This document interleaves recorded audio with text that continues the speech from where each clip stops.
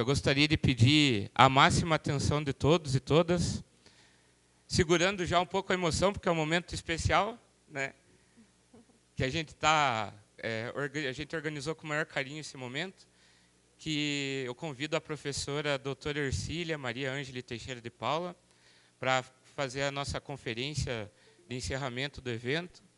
E é um momento assim que foi preparado especialmente com carinho, porque esse evento efetivamente foi feito junto com a Márcia. Mas assim, né, a gente assumiu a responsabilidade pela primeira vez. Eu, como professor da universidade aqui, é a primeira congresso, evento que estou organizando. E o convite para a professora Ercília estar aqui tem muito significado, porque ela foi a minha orientadora de iniciação científica aqui na UEPG, e com ela que eu adentrei ao campo da educação social e da pedagogia social. Então, se a gente está aqui hoje tendo esse congresso, tendo esse evento, tendo essa articulação, essa pessoa foi a responsável por tudo isso, né? E é uma gratidão profunda, né? Que é uma pessoa que eu tenho ali como né, minha eterna orientadora, é uma amiga que eu tenho com muito carinho, e que esse momento agora, né, dessa mesa, a gente possa estar celebrando e fortalecendo esse momento, essa nossa união, né, que eu tenho certeza que já vem de outros tempos e vai para outros tempos ainda. A Márcia é uma mediadora dessa relação, né? E a gente espera que a gente vai conseguir aprender, a gente vai aprender muito mais hoje, e é com muita emoção que esse evento, não sei se vocês perceberam, foi preparado assim com muito amor, muito carinho, com muita gratidão por todos. E para representar esse sentimento de gratidão, nada como a gente finalizar esse momento, que fecha um ciclo, digamos assim, com alguém que começou esse ciclo, né? Então, muito obrigado, viu?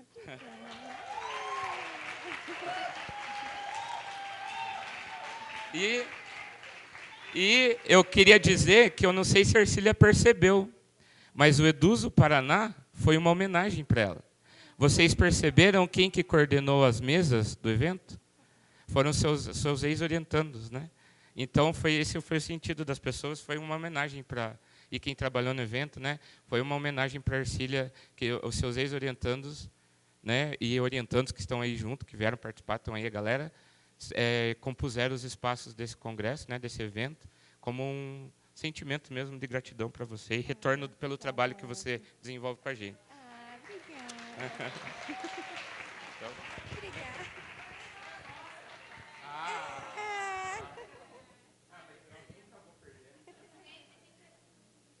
É verdade.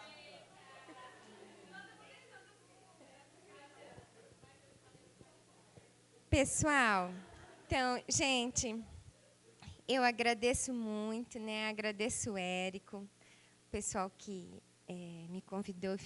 Tentei fazer uma apresentação. Confesso que eu sofri bastante para fazer a apresentação, que queria falar tantas coisas. Faltei até alguns dias para fazer a apresentação, não conseguia terminar, fiquei ontem à noite. Também é muito emocionante para mim, né? Talvez seja a primeira palestra que eu vim falar na universidade, né, que eu passei durante 12 anos. Apesar que eu não era muito de fazer eventos, né? Eu sou estressada, né, Érico? O único que nós fizemos foi com o Roberto da Silva, que ele veio para uma palestra, e o Érico lotou esse auditório. Vieram 500 pessoas ali em cima, né? E muitas coisas que nós fizemos juntos aqui, né? Eu fiquei pensando esses dias assim, né? Eu era considerada vermelhinha, guerrilheira, a favor da Dilma, que gosta de vestir vermelho, que gosta do PT, que ajudou a fundar o PT nesse país. E quando eu mudei de universidade, eu levei também essa fama de baderneira, vermelhinha, que incomoda. Agora, o que eu fico muito contente é eu voltar aqui. Eu tenho muitos amigos, né? E os meus ex-alunos são os meus melhores parceiros. E confesso que eu acho que a universidade, às vezes, talvez fique um pouco incomodada de eu voltar E todos os meus ex-alunos estão continuando a história, né? Então, isso que é muito bonito, eu me sinto muito gratificada, né? E uma vez o Paulo Freire eu conheci na USP, e ele, na defesa de um amigo meu, Brazão Mazula, ele era presidente da...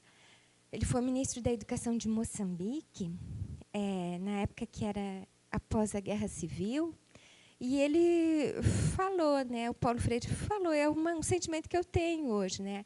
Falou, eu me sinto muito honrado de ser a primeira vez convidado pela Universidade de São Paulo para fazer parte de uma banca por um aluno negro e africano.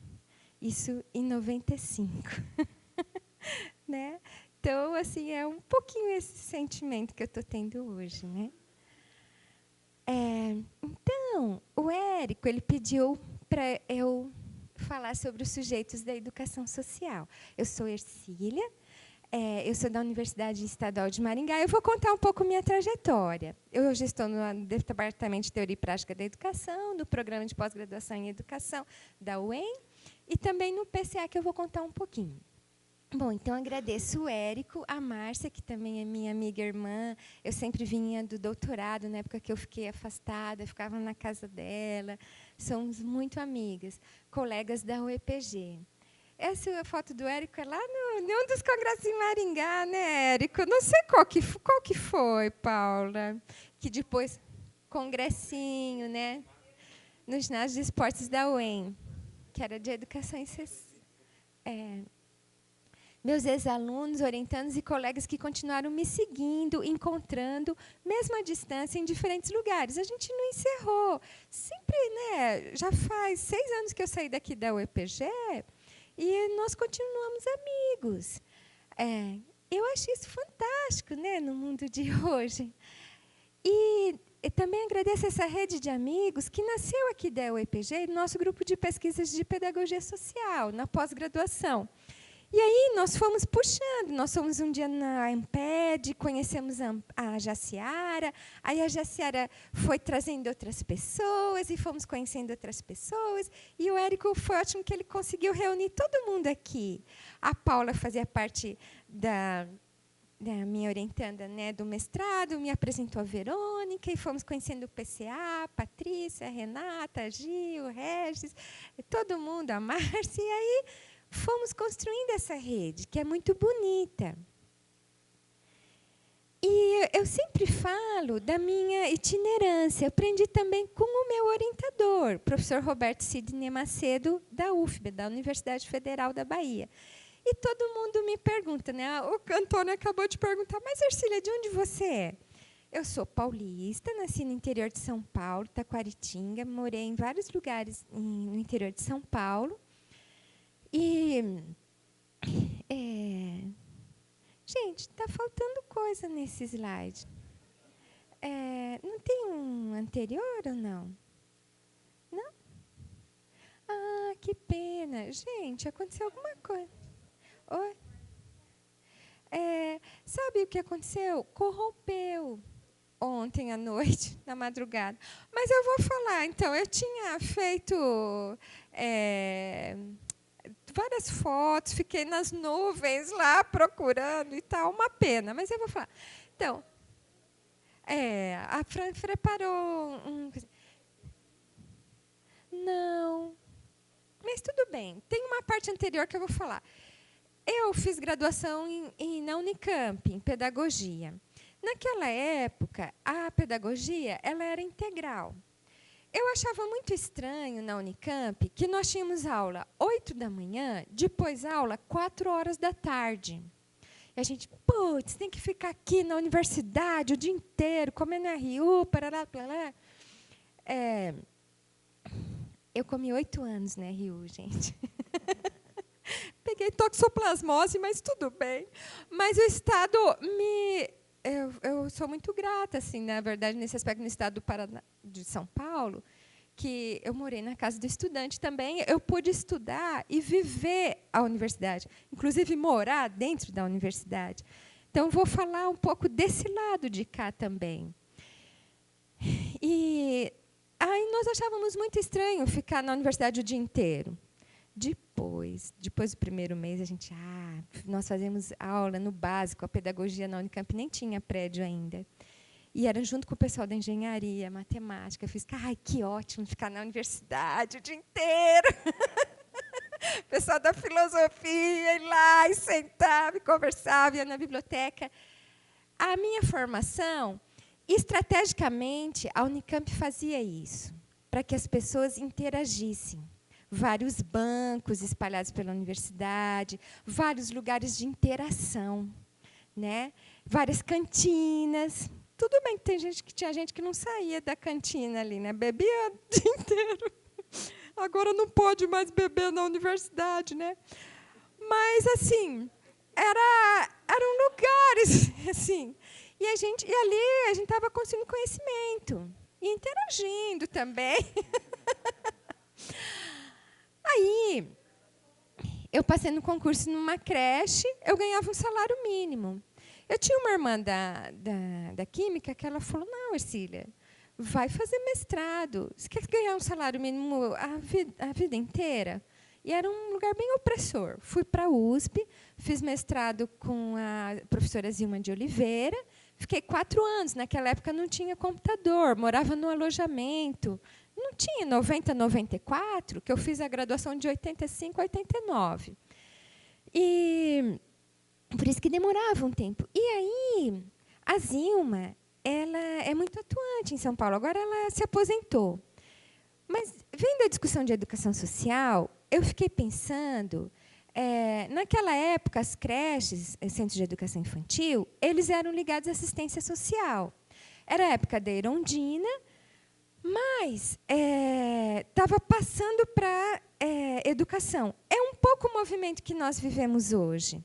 Os professores da educação infantil eram... Eu vou dizer assim, às vezes a gente tem uma visão um pouco idealizada de alguns movimentos sociais. Nem sempre a história ela é tão bonita, com o movimento de luta, como nós pensamos. Eu não sou contra os movimentos sociais, muito pelo contrário. Eu sofri muito por ser do sindicato, por brigar por aquilo que eu acredito, vários sindicatos, né, dos professores. Mas eu penso, até no último encontro de educação popular que eu fui, Lamped, uma moça começou a falar do movimento do MST. E falou, bonito, bonito, bonito. Aí o Edir, que é um professor de Goiás, ele falou assim, escuta, mas não tem dragão na tua história? Ela falou, dragão? Como assim? Falou, ele contou a história de uma amiga baiana que, todo dia, ela contava uma historinha para o filhinho dela. Era uma história de fadas, de coisas maravilhosas. Aí o filhinho dela falou assim, mainha, não tem dragão nessa história? Falou, não. Pois bote, hoje eu quero dragão nessa história. E acabou virando um código para a gente, né? As contradições. A vida não é só de fadas, de alegrias. Tem os dragões, né? E aí, naquela época, na educação infantil, tem até um livro da Maria da Glória Gon, que é A Força das Mulheres, A Força da Periferia. E ela vai discutir a luta por creches pelas mulheres. E os movimentos de cooptação que o Estado fazia em relação aos movimentos sociais. As creches eram moedas de troca dos prefeitos, dos vereadores. Então, o cara falava assim, você é líder da sua associação, você vem aqui, ele não atendia individualmente, né, coletivamente as pessoas, atendia individualmente no seu gabinete, cooptava ali mesmo, e aí esses líderes comunitários, eles viravam os diretores das creches, eles eram indicados. As condições de trabalho eram horríveis. Eram 60 crianças para 2 educadoras. Todos os alunos que assistiram meus vídeos do mestrado sabem disso, que eu estudei a situação de alimentação. Eram crianças alimentando crianças, porque o educador não tinha tempo. Era jogando comida para tudo quanto é lado. Eram depósitos muito ruins. Assim. Os profissionais, eles eram serventes, eles tinham condições muito precárias. E as condições de trabalho eram péssimas, péssimas, péssimas.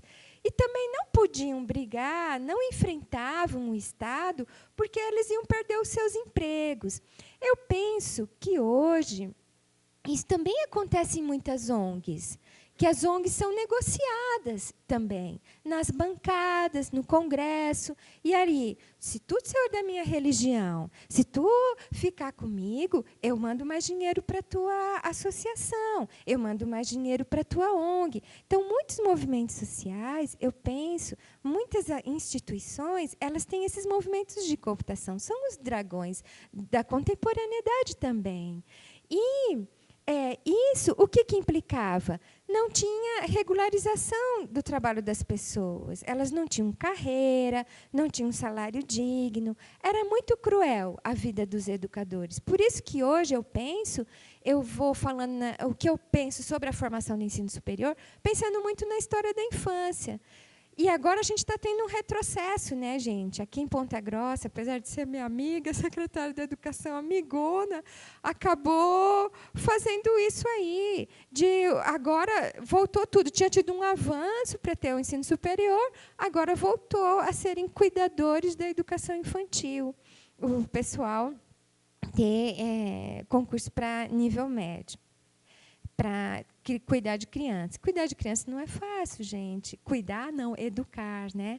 Educar criança é complexo. Eu lembro até, tinha um amigo de filosofia, falava que ele dava aula de filosofia para o ensino médio, e ele era muito revolucionário. E aí, o que acontece quando as pessoas que falam demais, que criticam, eles vão te colocando, jogando, né? Para fazerem coisas para punirem as pessoas que falam demais, assim. E aí eles jogaram ele para dar aula na educação infantil, de filosofia. Ah, ele adorou, porque daí a criançada, ele fez uma revolução com a molecada. Comigo, quando eu fui para o UEM, me colocaram na creche. De novo, eu falei, nunca mais vou ficar em creche. Aí, a creche está passando por problemas, está querendo fechar, não sei o quê, você não pode ajudar? No segundo ano, de 2012, fiquei 1 ano na creche lá. Também acho que eles, de certa forma, quiseram dar uma abafadinha. Eu conheci a universidade inteira. Conheci o pessoal da medicina, agronomia. Daí, assim, todo mundo, Orcília, que saudade de você na creche. Então, assim, quanto o pessoal da educação social, eu penso, quanto mais eles tentam abafar, pior fica. Porque eles vão jogando a gente para as piores situações e a gente vai transformando. Isso incomoda, né, um pouco. É dureza, né? Porque a gente, às vezes, nem sempre lida com o que a gente quer naquele momento. Mas a gente vai trabalhando, né? Então, assim, daí eu fiz mestrado na USP. Quando eu terminei, eu peguei e minha mãe viu, eu dava aula no Estado, ganhava R$100, era professora de ensino médio do Cefam, muito pouco, tinha pouquíssimas aulas. Minha mãe viu um concurso para professora hospitalar em São Luís do Maranhão, no Hospital Sara. Eu nem sabia o que era isso, prestei o concurso, passei, e falaram assim, olha, trabalhei em Brasília, um hospital de pessoas que têm doenças do aparelho locomotor. Falaram, uma das pessoas vai para São Luís do Maranhão. Nossa, coitada dessa daí que vai para São Luís do Maranhão, lá é muito pobre e tal. Ficava pensando, nossa, coitada dessa pessoa, né? Era eu. Me mandaram para o Maranhão. Foi a melhor coisa que fizeram na minha vida. O Maranhão é ótimo, gente. Vocês têm que ir lá. É uma riqueza fantástica. Mudou a minha vida. Né? E quando cheguei no Maranhão, fiquei 4 anos lá. 2 anos como professora das crianças hospitalizadas e 2 anos me colocaram para ser diretora da creche, que eles abriram uma creche e tal. Foi uma experiência fantástica, tal. Só que a creche do hospital ela ficava aberta até meia-noite, porque às vezes tinham cirurgias, era para filhos de funcionários do hospital. E eu que normalmente ficava. E eu queria outras coisas da minha vida. E tiveram alguns problemas, aí eu pedi demissão do Sara. Até o Antônio falou, mas por que você foi para lá e para cá? E aí eu tinha umas irmãs que moravam uma em Curitiba, uma em Florianópolis, viram um concurso aqui, eu vim para Ponta Grossa. Vim para cá, minhas irmãs mudaram. Aí eu vim, em 98, prestei o concurso aqui na Universidade Estadual de Ponta Grossa, E dava aula de psicologia, trabalhei em vários cursos aqui, da pedagogia, da licenciatura. E daí eu fui fazer o doutorado. Minha área, eu tentava, essa área de contextos fora da escola, é muito difícil você encontrar um orientador que abrace o teu projeto. Então, eu conseguia, para ser na USP, na Unicamp, conseguia chegar até a entrevista, não tinha ninguém que me orientasse. Falei, quer saber? Vou voltar para a praia. Vou ver se na Bahia me aceitam. Aceitaram. Lá vou eu para a Bahia. Na Bahia, eu fiz doutorado na Universidade Federal da Bahia, com os professores que davam aula no Hospital Irmã Dulce. Conheci toda a realidade lá das crianças, fiquei 4 anos. Voltei aqui para Ponta Grossa em 2005. Nesse período, a pedagogia hospitalar, eu tinha visto que na Espanha tinha um livro, né, do Quintana e Cabanas, que o Leonardo até citou, que eles falam que a pedagogia hospitalar na Espanha está relacionada com a pedagogia social. E eu penso assim mesmo. Até eu tenho um conflito um pouco com a minha área, que o pessoal fala que a pedagogia hospitalar está ligada à educação especial. Mas a educação especial nunca assumiu essas crianças. E, assim, esses adolescentes, é como a Jace falou, a Jace também é como se nós estivéssemos fora do lugar.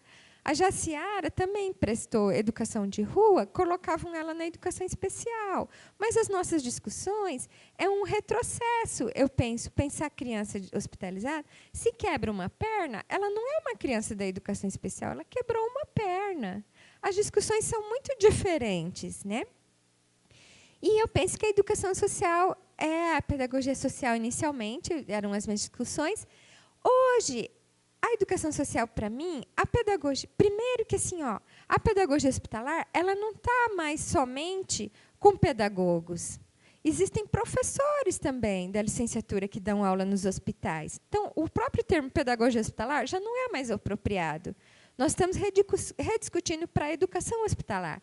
E eu penso que essa mesma questão na educação social. Não são só os pedagogos que vão interagir com as crianças, são educadores.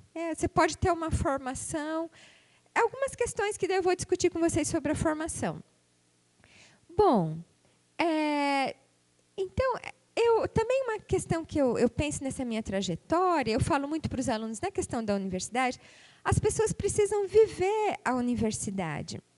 A formação, nós estamos muito centrados nas disciplinas, na questão da matriz curricular. Mas a universidade não é só isso. A universidade são os cursos, a universidade é a cantina, é o currículo, que não é oculto, é um currículo que é evidente.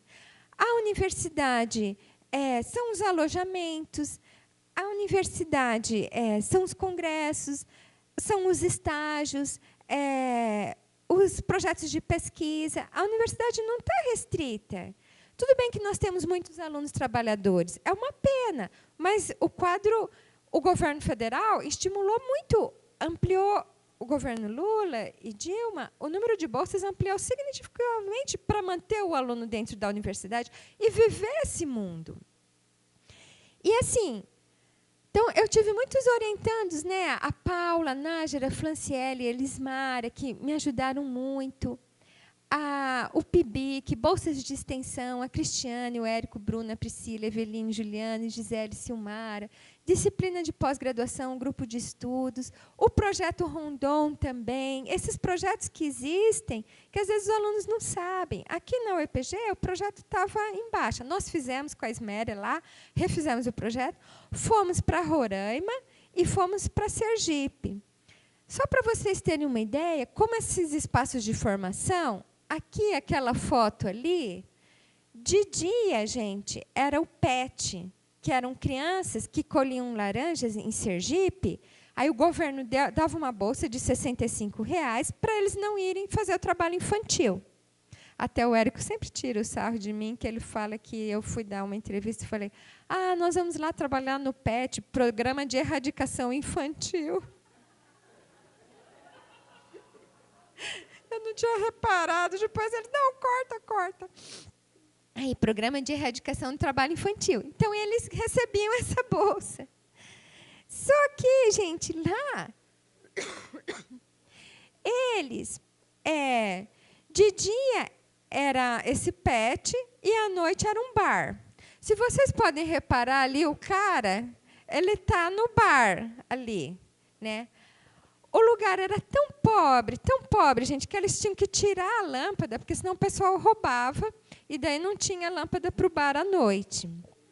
E nós chegamos lá para fazer um curso, tudo preparado, planejamento, tarará, educação ambiental.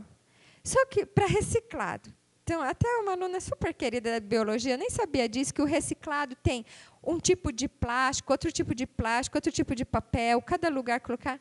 Chegamos lá, não tinha nada reciclado. Uma pobreza, uma pobreza. A gente falou, então, cadê as coisas para a gente reciclar, fazer oficina aqui, tá. Reciclado? Acho que era 2006. Não, a gente não tem reciclado aqui, não. Não tem reciclado. Não. A gente recebe uma bolachinha do governo, a gente come com a mão. A nossa canequinha, não tem papel guardanapo? Não. A gente toma na canequinha lá que aproveita, não dá um papel, não dá um lápis, não dá um nada. Ah, não tem. Não. Então, pera lá, vamos rediscutir. E aí, nós começamos a ver, né, que as pessoas, eles pegavam revistas que eles tinham, material, faziam trabalhos belíssimos de artesanais, que os nordestinos fazem trabalhos lindíssimos de artesanato. E eles faziam cantigas, faziam brincadeiras. Trabalho fantástico. E não precisava de materiais. E, assim, e nós começamos a discutir a questão ambiental. Eles enterravam o lixo orgânico e o pouco que eles tinham, eles colocavam fogo. E aí a gente começou a perceber, falou, mas não tem caminhão que passa aqui? Era zona rural, que eles catavam laranja. Não tem. A gente coloca fogo. Fiquei pensando, se cada população colocar um foguinho, né, no seu quintal, o mundo vai pegar fogo mesmo daqui a alguns anos. Aí a gente começou a discutir as questões ambientais num outro viés. Então, os projetos de extensão são essas oportunidades de formação, de contato com a comunidade e conhecer esse mundo. E aí eu também queria agradecer, aproveitar essa oportunidade, que os alunos me trazem na terra, me chamam assim, desterritorializada, né, que vai para lá, vem para cá, vai para lá, para cá. Quando eu cheguei aqui em Ponta Grossa, em 98, tem uma aluna, eu não consegui falar com a Lucélia, queria que ela tivesse vindo aqui, uma contadora de histórias, que tem aparecido toda hora na televisão. A Lucélia, ela é fantástica. E um dia ela disse assim, professora, vem comigo conhecer a periferia. Né? E ela fazia um projeto de um ônibus aqui em Ponta Grossa. Ela reformou um ônibus do Exército, ela e o marido dela, e eles fizeram uma brinquedoteca dentro de um ônibus. E eles iam para a periferia. E o ônibus transformava num teatro. Abria assim uma parte. Gente, e ela me levou na periferia aqui de Ponta Grossa. Foi uma das experiências mais lindas que eu já vi na vida. E hoje ela é contadora de histórias. A Lucélia também é uma educadora social. Ela tem um problema de coluna, ela faz um trabalho fantástico de literatura. Falaram assim, Lucélia, você tem que aposentar. Porque ela começou a fazer as crianças pensarem, né, com literatura. Eu não quero me aposentar. Aí aposentaram a Lucélia, ela foi no quintal da casa dela, construiu uma biblioteca. Hoje tem um bando de leitura, que é um trabalho incrível, né? Então, assim, uma das características dos educadores sociais é a resiliência e a persistência de sempre estar inovando, criando, fazendo outras coisas. Te queimam ali? Então, vamos para lá. Né? Tem essa possibilidade de estar se reinventando, o que eu acho muito bonito. Né? E aí, gente, engraçado, mas só ver uma coisa. Parece que tinha... Volta só um pouquinho. O anterior. Aqui também. Aí a tese de doutorado na UFBA, lembrar um pouco, 2001 e 2005, eu queria falar, um projeto, eu acho que a extensão, gente, é o caminho da pedagogia, educação social nas universidades. Que é muito fácil falar do teórico, mas você está ali, como a Paula falou, semanalmente, ali na periferia, com o grupo, tal. A vida, a gente tem que estar ali com a comunidade também. O papel da universidade é estar junto com a comunidade, né? E aqui, muito fácil, não é fácil falar do teórico, não, gente. Mas, assim, é importante estar junto, estar recriando, estar reinventando. E eu vi aquela foto do Érico, né?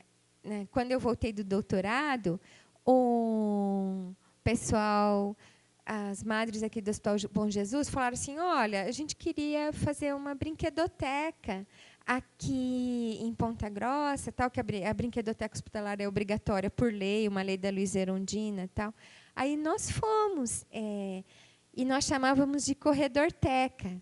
Aí até pensei, olhando essa foto, assim, viajando no tempo, falei, do jeito que eu e o Érico estamos engordando, se fizesse hoje, a gente não conseguia fazer a corredorteca, que era super apertada. Mas embora lá, não tem nada, não tem brinquedo, faz vaquinha, junta a comunidade e tal. E vamos nós, né? Aí, até o Érico foi uma experiência infeliz para ele, porque no primeiro dia que ele ficou com um menino contando uma história e tal. Eram 2 garotos, né, que tinham câncer. Um que estava bem debilitado fisicamente, o outro estava super bem. E o Érico conversou com o menino, tal. No outro dia, o menino faleceu. Então, o Érico ficou, na verdade, até o Érico fala até hoje, né, que o projeto falou, Ercília, não consigo ir para o hospital, não. Foi bem traumático, assim, né, que eram crianças oncológicas, né. E daí aqui, lá em Salvador, meus amigos, né, a Elismara, também muito querida, não pôde estar presente. Eu queria pôr foto de todo mundo, mas a Fran falou que eu não conseguia achar, né. E aí ela falou que ela vai trazer depois no final, né? Até esse garotinho faleceu também, o Mariozan, e eu nunca esqueço que assim na letras eu envolvia muitos alunos das licenciaturas também, né? Música, letras, artes, todo mundo passava lá. Teve uma época que nós tivemos 30 alunos nesse corredorzinho. Eu falei, Érico, que se fosse hoje a gente não entrava mais lá, né? Que a gente está engordando.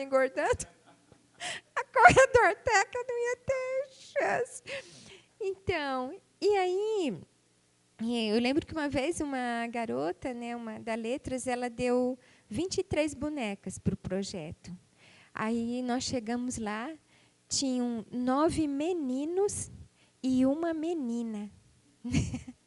Aí eu olhei aquelas bonecas que tinha lavado, limpado a roupinha e tal, passado até condicionador no cabelo das bonecas, né? E aí chega lá, falei, vamos ver quem sabe ser pai, que vamos fazer um campeonato, quem troca a fralda da boneca, vamos ver quem é médico. E os meninos adoraram, né? E aí eles brincaram de médico, eles tinham um martelinho assim, anestesia, tá, coitada das bonecas, eles se vingaram, né? Então, assim, como a brincadeira também faz repensar as questões de gênero, né? Mas essa possibilidade que eu penso, né, que os educadores sociais, eles têm que ver da possibilidade de reinvenção, de recriar, né, aquilo que vai acontecendo, né? Então, aí, gente, eu sempre queria encontrar grupos que discutissem essa questão da educação social, embora estivesse bem legal, assim, hoje vendo profissionalmente aqui. Mas aí teve um concurso que era especificamente na área dessa educação em diferentes contextos, em Vitória. E eu queria ir para um lugar mais quentinho, porque eu sofro muito com frio, eu não gosto do frio. Aí eu prestei um concurso em Vitória, na Universidade Federal, que naquela época era federal, salário mais alto e tal. Uau. Fui lá, foi super triste, a coisa já se nos encontramos, ajudou bastante. Tive problemas seríssimos, não vale a pena conversar. E aí, eu dava aula sobre educação em diferentes contextos. Novamente, os alunos foram meus grandes parceiros. E eles começaram a apresentar Falar nisso, a Cris também, aqui, quando eu voltei do doutorado, a Cristiane, né, era minha aluna de iniciação científica, ela falou, professora, venha conhecer as instituições da cidade. Me levou a conhecer várias instituições. O marido dela, que é policial, me levou a conhecer o ProERJ e tal. Então, assim, é interessante como os alunos vão fazendo o que a Paula falou, né, para a gente conhecer, ganhar as cidades. Né? Que a menininha falou, o que você ganhou no projeto? Eu falei, eu ganhei a cidade. E os alunos vão puxando a gente. Né? Até uma das coisas que eu tinha colocado, a questão dos sujeitos da educação social, uma pena que eu tinha pensado assim, né? O Rolando Lero. Né? Quem são os sujeitos? Quem? Eu tinha até feito uma foto, acho que queimou mesmo aí. Mas os sujeitos da educação social, na minha concepção, não são só as crianças, adolescentes, jovens e adultos. Os profissionais também são sujeitos da educação social. Até esse termo sujeitos é também estranho. Né? E daí, em Vitória, eu conheci muitos projetos sociais, na Bahia também. Muitas coisas muito bonitas que eu não vejo nas escolas. Infraestrutura, proposta artística, lúdica, pedagógica, coisas muito interessantes. Mas aí me falaram, Arcília, vai ter um concurso na UENTRA, vou lá. Eu falei, vou deixar essa federal, voltar para a estadual, tentar recuperar meus direitos e continuar a vida, né? Um amigo meu da física falou, você é louca, deixar uma federal por uma estadual, o governo pode quebrar as estaduais. Eu, imagina, você não conhece Paraná, Paraná é super estruturado, não tem crise. O pessoal investe em educação. Pá! Chega aqui, o Beto Richa quase mata todos os professores. Tá? E meu amigo lá, tá vendo, Ercília, eu te avisei, né? Só que, coitado, agora um dia eu me vinguei e falei, não é só o Paraná que pode quebrar, o Brasil pode quebrar também. As federais, mas é muito mais difícil as federais quebrarem do que as estaduais, né? Principalmente em relação à movimentação política, né? Envolve muito mais coisas. Nesse aspecto, ele tem razão. Mas quem imaginaria que o país ia mudar desse jeito, né? E daí eu recomecei a vida e tal. E, por felicidade, eu já conhecia o pessoal do PCA, Verônica Miller, né, que é da Educação Física, ali é o PCA, que é o Programa Multidisciplinar de Estudos, Pesquisa, né, e Defesa da Criança e do Adolescente, e eles têm um trabalho muito sério. É um programa porque congrega vários projetos de extensão. Tem um projeto Brincadeiras, que a Patrícia já fez, né, comentou bastante, com meninos e meninas de rua. Em Maringá, tem um projeto Brincadeiras em Vaiporã. Agora, o meu projeto lá no Hemocentro. Tem um projeto Leituras ao Vento, Leituras ao Lugar, projeto com quilombolas, projeto com crianças indígenas. Era tudo que eu queria na vida. Então, agora, realmente, eu entendo por que, no fundo, eu fui mudando e me encontrei. E está ótimo, né? E esse é o nosso grupo de estudos. E o Clau também, né, que apresentaram, a Renata, o João, o Marcelo. É um grupo multidisciplinar. E é um grupo que eu acredito. Eu acredito que a educação ela não pode ficar presa em caixinhas. Ela precisa dialogar com outras áreas. A pedagogia não pode ficar como centro de referência do mundo, né? E agora estou fazendo projeto de extensão no Hemocentro. Lá em Maringá, uma das minhas frustrações aqui em Ponta Grossa é assim, o que eu penso na educação social também.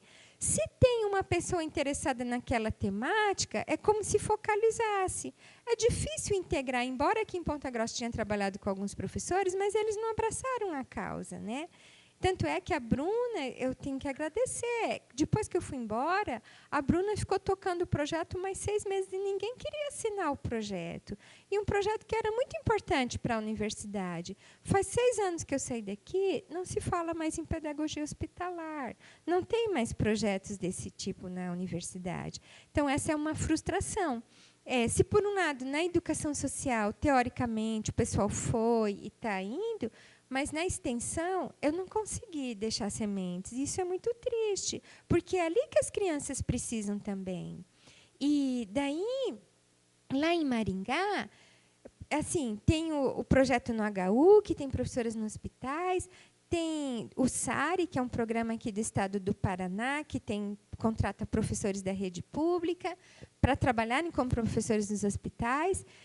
E daí eu falei, não, eu preciso também de um espaço diferente. Não queria estar colada no projeto dos outros, queria construir com a minha cara. E daí me chamaram para ir no Hemocentro, que é trabalhar com crianças hemofílicas, com talassemia, anemia falciforme. E é uma realidade totalmente diferente da que eu vi há 20 anos pesquisando na pedagogia hospitalar. Então, ali é uma das nossas ações, e é o primeiro dia que nós fizemos, e as crianças fazem transfusão de sangue também. Né? Gente, eu penso que esse projeto também me fez colocar os pés na terra. Né? E aí, agora, eu estou trabalhando junto com a Associação dos Hemofílicos, né? Eu sinto que eu estou ganhando a cidade. E qual que é o sentido de cidadania?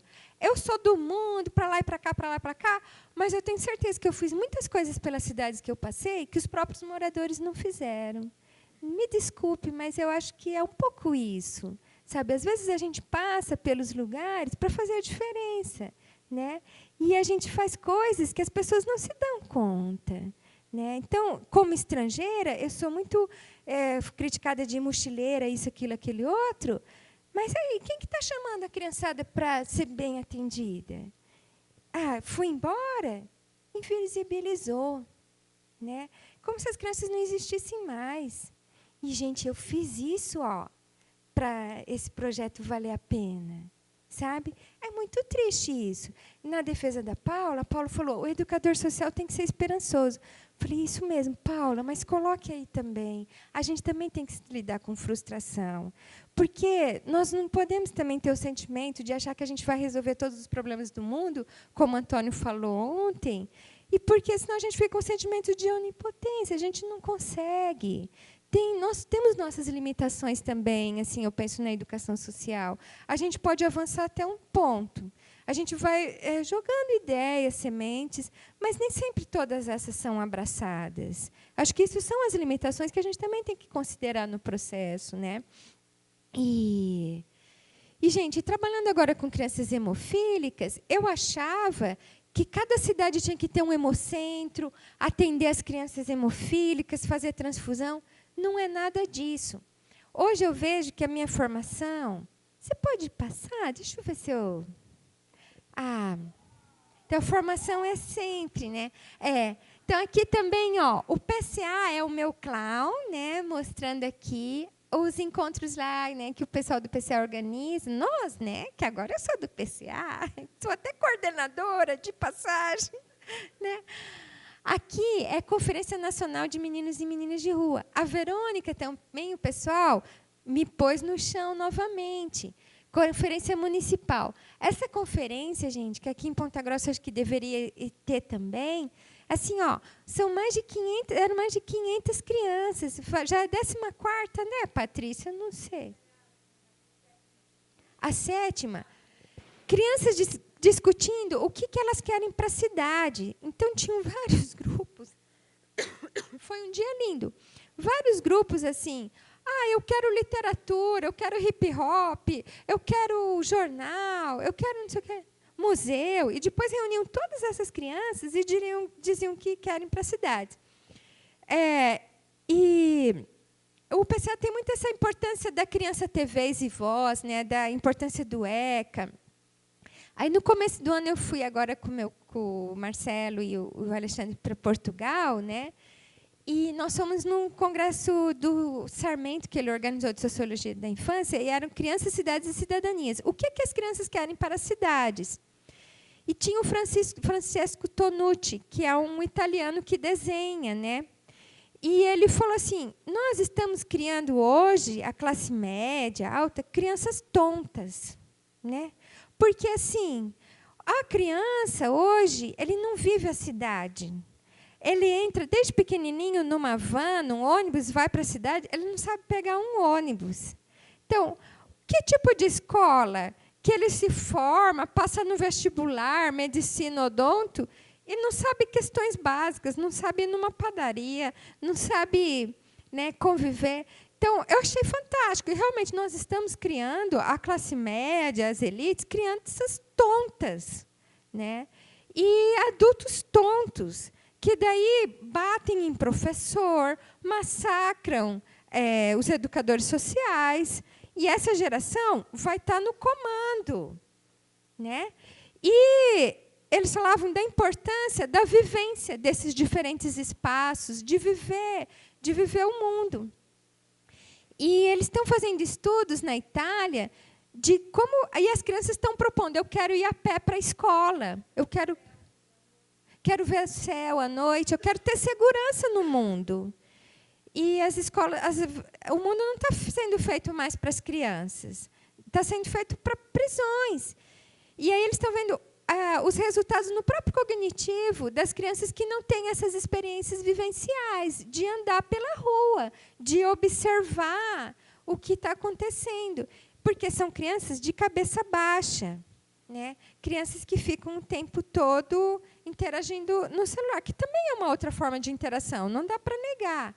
Mas não tem o olho a olho. Isso é complicado, né? E, então, eu fui pesquisar, né, os sujeitos da educação social. O projeto de lei do Chico Lopes, como já falaram aqui, de 2009, ele tem todas essas características, né? As pessoas... obrigada. Então, gente, frio para mim é horrível, eu ficava super mal, né? Aí foram colocadas em categorias. Pessoas de comunidades em situação de risco, que já falaram aqui, né? Vulnerabilidade social, violência, exploração física e psicológica. Deve-se preservar a preservação cultural e promoção de povos e comunidades remanescentes e tradicionais, os segmentos sociais prejudicados pela exclusão social, a realização de atividades socioeducativas em regime fechado, semi-liberdade e meio aberto, para adolescentes e jovens envolvidos em atos infracionais, a realização de programas e projetos educativos destinados à população carcerária, portadores de necessidades especiais já não é mais esse termo, drogas, socioeducativas de terceira idade, ambiental, cidadania, arte e educação, manifestações folclóricas, conselhos pastorais, entidades recreativas, esportes e lazer. Criança hospitalizada não aparece. Criança hemofílica, nem pensar. Então, na minha área, já está fora. E mesmo eu vejo assim, na pedagogia hospitalar, tem várias divisões também. Não é só pedagogia hospitalar, não é só um conceito. Você tem os oncológicos, é uma característica, quem faz hemodiálise é outra característica. Dentro desse universo, tem várias subdivisões. E tem estratégias diferentes para lidar com essas pessoas. Porque a gente pensa nas categorias como se fossem uma só. Mas são muito diversas. E aí, o projeto de lei do senador Telmário Mota, que a Verônica bate bastante, né? Assim, nesse artigo, o Regis sabe bastante também, né? O grupo está discutindo, que envolve também esses grupos. Direitos humanos e cidadania, educação ambiental, em situação de risco já não usa mais, vulnerabilidade social, violência, exploração física, crianças, adolescentes negros, indígenas e homossexuais. Então, quem não é homossexual está fora desse projeto? Aí a Verônica falou, não, a gente tem que rediscutir isso. Quem são esses grupos? Na verdade, a vulnerabilidade social, ela envolve todo mundo. Tem que ser para todos. Mas é certo que aí um conceito que eu tenho pensado é de vulnerabilidade social. A Verônica, ela trouxe a Rimena. No último congresso de educação social que teve do Encontro Internacional em Maringá, a Rimena faz parte da Rede Dínamo. E ela é uma educadora social da Bolívia. E ela fez esse depoimento, né? Quando eu era educadora social de rua na Bolívia, uma criança foi assassinada por um policial e as crianças de rua me levaram essa denúncia. Encaminhei à justiça e foi aberto um processo contra o policial. Após esse fato, fui ameaçada de morte várias vezes pelos policiais, eu acreditava que somente as crianças em situação de rua estavam em condição de vulnerabilidade social. Quando eu saía nas ruas após essa situação, descobri que eu também estava em situação de vulnerabilidade social. Somente me sentia segura com as crianças de rua me protegendo. É muito fantástico isso, né? Porque as pessoas, esse conceito de vulnerabilidade não é um conceito fechado. A gente precisa pensar na relatividade desses conceitos. E a Verônica, ela fala uma questão interessante para nós, né, no grupo. São pessoas... Quem deveria ser atendido por esses projetos de lei? Pessoas com direitos violados. Eu acho que é o que seria um termo que... né? Uma criança de classe média que fica sentada em casa sozinha, com um pedófilo do outro lado na internet, ela está tendo seu direito violado de estar vivendo em grupo, convivendo com outras pessoas e tal. As crianças hospitalizadas, agora no hemocentro, os hemofílicos, eles têm o direito de saúde todo garantido, até, não sei se vocês sabem, os hemofílicos, qualquer coisinha que aconteça com eles, eles podem ter hemorragia. Normalmente atinge homens, né? E a mulher é portadora, e tem vários tipos de hemofilia. E, às vezes, quando a criança vira no berço, ela pode ter uma hemorragia. Quando vai fazer uma cirurgia de dente, pode ter uma hemorragia. Um menininho, nós tivemos um congresso agora recentemente, a enfermeira aplicou a injeção errada, ele ficou 24 horas sangrando, né? Só que agora, o governo... Então, eles precisavam de transfusão de sangue. Mas agora, devido aos avanços e às políticas públicas, o governo federal, 2 anos atrás, garantiu um remédio, porque eles têm dificuldade de coagulação do sangue, que chama Fator. Então, eles podem aplicar esse medicamento e eles não têm essa perspectiva da hemofilia. Então, eu penso assim, foi um avanço imenso. Eles têm o direito ao medicamento, o direito à saúde, está ótimo para a molecada. Mas eles perdem as aulas quando eles vão lá no dia, que eles ficam o dia inteiro no hemocentro. O nosso projeto ali é para eles aderirem ao tratamento, o tempo, né? Então, assim, esse direito ele está violado. Então, eu penso, para a gente rever esses conceitos, essa flexibilidade, né? Aí tem um texto, gente, uma vez eu participei de uma banca que falava assim: crianças hospitalizadas são sujeitos atípicos. Falei, não, esse termo está errado. Sujeitos atípicos, que estranho. Eu fui procurar vulnerabilidade social e eu achei vários textos de vulnerabilidade social na saúde, e escritos por sociólogos. Um dos textos é da Vânia Morales Sierra e Vânia Amélia Mesquita, que ela fala: vulnerabilidade e fatores de risco na vida de crianças e adolescentes. Os movimentos organizados pela liberação de toda e qualquer repressão, ao buscar a proteção jurídica, conseguiram alcançar um certo nivelamento das relações entre adultos e crianças. Na verdade, o que está sendo dito às crianças e adolescentes é que a sua posição na ordem da interação com os adultos mudou. Em casos de violação de direitos, elas podem acionar a justiça contra seus pais, professores, vizinhos, parentes. Nesse sentido, pode-se dizer que ser vulnerável não é o mesmo que ser incapaz, mas significa ter o direito à condição de superar os fatores de risco que podem afetar o seu bem-estar. Tornar as crianças visíveis não é o mesmo que deixá-las por si mesmas. Trata-se antes de produzir a sua socialização vulnerabilizante. Daí outro texto de vulnerabilidade social, da Isabel Isadora. A vulnerabilidade social é um conceito que tem sua origem na área dos direitos humanos. Refere-se a grupos ou indivíduos fragilizados, jurídico e politicamente, na proteção ou garantia da sua cidadania. É um conceito recente, mas não existe consenso. É multifacetado, a partir das quais pode identificar famílias, indivíduos, comunidades. Essas dimensões estão ligadas tanto às características dos indivíduos quanto às do social. O conceito de vulnerabilidade requer olhar os múltiplos múltiplos, em especial as estruturas sociais vulnerabilizantes. Bom, então, assim, vou tentar ser rápida, que o tempo já está acabando, né? Ó, eu fui recentemente no Piauí e o pessoal começou a falar assim, né, na palestra. Porque temos que discutir a identidade do pedagogo. A identidade está se perdendo. O Leonardo não está aqui, que ele me convidou, né? A identidade do pedagogo está se perdendo. Agora, não está conseguindo nem alfabetizar. Até o Antônio saiu. Poxa, não está dando conta da escola. Agora vai para o hospital, para o presídio, para o acampamento, não sei o quê. E eu lá quietinha, né? Aí fala... que é isso? Porque a pedagogia é a ciência, todo mundo tem que alfabetizar a partir do professor. Olha, pessoal, essas são as minhas concepções. Primeiro, nós vivemos uma sociedade multifacetada. Tem vários tipos de organização.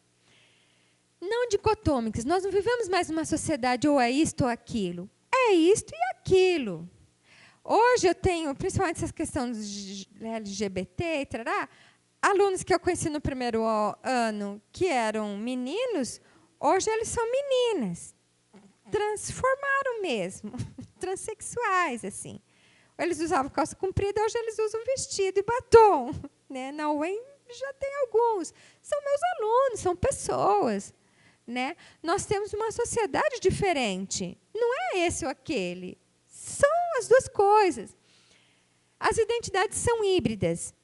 Eu, pessoalmente, eu não tenho uma única identidade. Eu sou paulista, sou nordestina, sou paranaense, sou um pouco capixaba.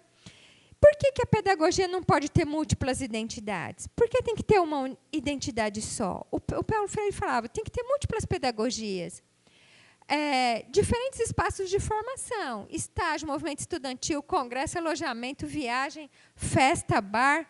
O amigo do Rio Grande do Sul, ele falou assim, nossa, o quanto que eu aprendia indo embora para casa com os meus amigos discutindo o projeto.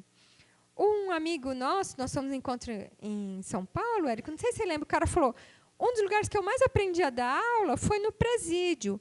Primeiro, os alunos liam todos os textos, Foucault, Gramsci, eles eram os únicos que liam, e o cara era professor de história na rede pública.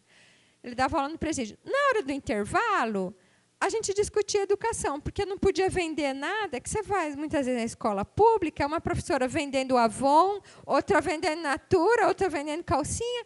Então, assim, ninguém discutia educação. Né? E no presídio se discutia educação. E, assim, apesar que eu acho que também tem eu dou aula para física, didática para ensino de física. E hoje está discutindo física no bar. Leva um data show, então eu falei para os meus alunos, também é exagero, né, gente? Porque, assim, também tem que ter. Mas não tem mais fronteira. Então, assim, as sociedades são fluidas. Hoje tem esses movimentos migratórios, tem que estar todo mundo junto, misturado, né? Diferentes ideologias, mas estamos vivendo um mundo de retrocesso, que não quer que se misture. As pessoas querem que todo mundo fique excluído nos seus segmentos, não quer misturar, não. Por isso que tem esses movimentos de retrocesso. Né? Bom, meu Deus, então vou tentar ser rápido. Onde estão essas pessoas? Onde estão esses sujeitos no curso de pedagogia? E licenciaturas? Ficaram inviabilizados, mas eles estão começando a aparecer. Nas disciplinas, nos PPPs, estágios, pesquisas, nas cotas, docentes e alunos que são da educação social. Ontem mesmo, no grupo, uma menininha foi apresentar um trabalho dela da história, na história dos Cavanes. Eu falei assim, era da história, fez um processo de imunização de vacinas. Eu falei, você é educadora social? Ela falou, não, professora, eu cresci nos Cavanes. Então, esses alunos de educação social, eles estão no curso superior, mas é como se eles não existissem. As diretrizes curriculares foram o primeiro passo, mas são insuficientes. O Leonardo falou, faz 10 anos, mas ainda precisa avançar muito. Foram elaboradas políticas públicas, a gente não pode falar que está tudo perdido. A lei das diretrizes da afro, né, história afro nas escolas, as cotas, a questão indígena, os quilombolas, o assentamento, isso avançou muito, gente, não tinha nada disso. os estatutos. Na UNEB, na UFBA, quando eu fui estudar, tinham 2 professores negros, gente. A Bahia são 80% negros. Eu fui na UNEB, que o Antônio me convidou, todo o auditório são alunos negros. Não era assim, gente. Então, mudou, o país mudou. Então, foram elaboradas políticas públicas, a educação hospitalar tiveram poucos avanços. O governo federal não ajudou muito, não. O Requião fez o SARI, mas agora um projeto de professores nos hospitais. O Requião o Richa está querendo fechar. Os sujeitos começaram a ganhar visibilidade através das mídias, as redes de proteção e conselhos. Bom, gente, então assim, ó, eu falei um pouco que a pedagogia, para mim, hospitalar, ela está num entre-lugar. Porque o professor, se ele é do Estado, ele é contratado pela prefeitura e tal, ele é oficial, ele não é não escolar. Ele está sendo contratado pelo Estado para dar aula ali, ter o currículo. Só que o currículo tem que ser diferente. Então, é um entre-lugar, é lá e cá. Aí, já falei, né, das disciplinas de extensão, como que são diferentes tipos de modalidades. Então, eu penso assim, ó, a formação, ela não começa... A formação ela não se dá só no formação inicial. Faz 10 anos que eu defendi meu doutorado e a gente continua aprendendo. E a formação também acontece com os educandos, com as histórias de vida. Os educadores sociais gostam de desafio. Agora eu fui para o Maranhão, falaram assim, professora, vamos ver se a gente constrói um trabalho de professores...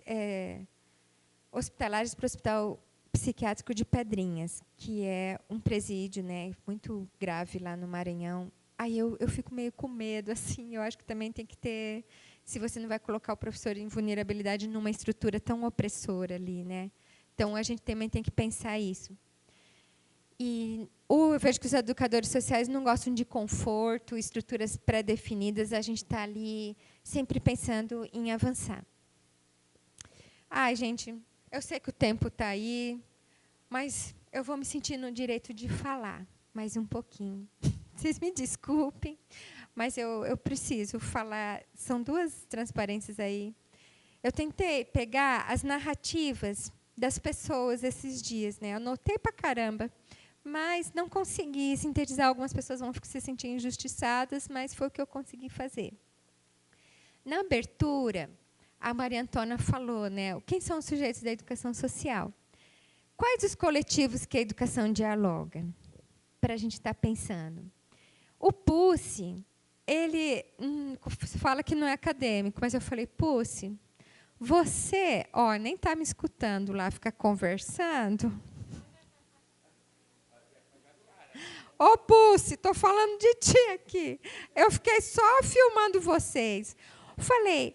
O PUSE fala que não é acadêmico e tal. Gente, ele registra tudo. Como é que ele consegue resumir tudo e mandar para o WhatsApp na mesma hora? Poxa, isso é muito acadêmico, né? Todo mundo aqui na folga, ele lá. Né? O quanto é bonito isso, né? Eu tiro o chapéu, porque ele vai sistematizando, já vai articulando, tarará. E a gente fala que a gente tem que ter o registro, o afeto, tal. Reparem o tanto que ele sistematizou esse evento. E ele fala assim, a educação social, ele falou, nasce da diversidade e da fragilidade humana. O trabalho do educador da rua e nas ruas tem aumentado. A academia precisa formar para o além. Senão, quantos médicos seriam Che Guevara? Mas a viagem do Che Guevara pela América Latina formou ele. Não foi só a universidade. A universidade é uma parte da nossa formação. A Iris, na pergunta dela, ela falou assim, a escola reproduz um modelo autoritário. A massa carcerária hoje, se não me engano, os dados, é de 67 mil pessoas que estão sendo jogadas para debaixo do tapete. Poucos ricos vão para a cadeia, que a gente acha que está todo mundo sendo preso e tal, não é bem assim. Né? Leonardo, as diretrizes curriculares transformaram o curso de pedagogia num Frankenstein. Mas acho que é bom a gente lidar com a diversidade também, né? A gente também precisa de Frankensteins na pedagogia. Não só um tipo de aluno, só aquela mulherada tal. Precisa de homem, travesti, tudo maluco. Precisa de gente, né? A pedagogia não serve somente para formar professores. Não se pode oprimir os alunos que não querem ser professores. Não se pode pensar no pedagogo como era na década de 90. A Paula, é possível um currículo próprio para a formação do educador social? É preciso potencializar as pessoas. A educação social trabalha ela com urgência. Nossa, isso eu aprendo muito com a Paula. Tem esse problema? Não, vamos ter que resolver. Existem ótimos educadores sociais, mas existem aqueles que são preconceituosos, que querem modificar as vidas e opções religiosas dos meninos. Colocar para rezar? A Paula. Não estamos falando somente de gente pobre, mas de gente pobre de muitos âmbitos. A educação social não se dá sem um saber esperançoso. A Paula, é preciso que os educadores sociais conheçam as crianças da cidade, conversar com o porteiro, ver a criança, conversar com a comunidade. Renata falou, avaliam-se projetos sem considerar os sujeitos. A avaliação da prática revela erros, acertos e imprecisões. No grupo de trabalho que eu fiquei de movimentos sociais, uma questão que aparece e eu fico muito incomodada. Gente, faz 20 anos que eu escuto a mesma coisa. Eu não sei trabalhar com criança deficiente. Eu ainda não estou preparada. Depois, eu falei, olha, depois que você trabalha com uma criança autista, a outra criança vai ser diferente. Não é só o professor que traz conhecimento, você aprende com essas crianças também. Se elas não estiverem junto, a gente nunca vai saber. Aí eu falei assim, você, de outra maneira, você vai acumulando experiências. Aí um menininho, o filhinho da Maria Antônia, né, ele se sentiu provocado. O Renan, ele falou assim, eu gostaria de falar. Ele foi ótimo. Ele falou assim, eu tenho um amigo autista na minha sala. Outro dia ele estava agitado na sala e as professoras não sabiam o que fazer com ele. Eu tirei um brinquedo da minha mochila e dei para ele, ele se acalmou.